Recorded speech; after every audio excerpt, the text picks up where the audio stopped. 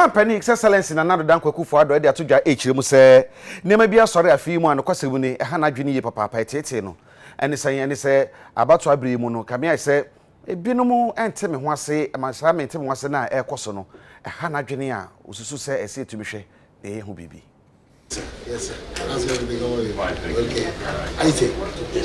How are you? Your Excellency, we first want to congratulate you for the developmental projects and social intervention policies the Lord has used you to initiate and accomplish so far in our country.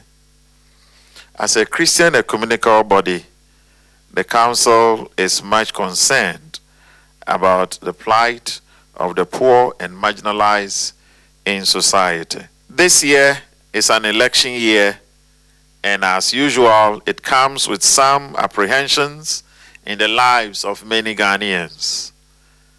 As church leaders, we believe that it is possible to have free and fair elections when the major stakeholders act right and the appropriate machineries are put in place. We kindly request Your Excellency to use your office and the opportunity God has given you to ensure that the security agencies act fairly and justly with all manner of persons who breach the laws, notwithstanding their political affiliations. We again humbly appeal that party communicators avoid politics of insults, the use of defamatory words, and avoid ethnocentric statements during election campaigns to help us sustain the peace we have enjoyed as a nation. And I feel very lucky. I think that the beginning of the year that I should have some of the most eminent Christians in my place of work can only bode well for me this year. And I thank you very much for coming.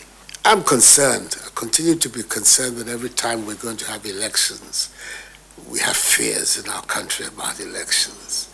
We want to get ourselves in a situation in Ghana where elections are a normal incidence of our lives. That is what being a democracy means, that every 4 years, 5 years, or whatever is a specific period in the life of the nation, we go to the polls and determine for ourselves who should take on the mantle of leadership, and that we do so without fuss and without apprehension.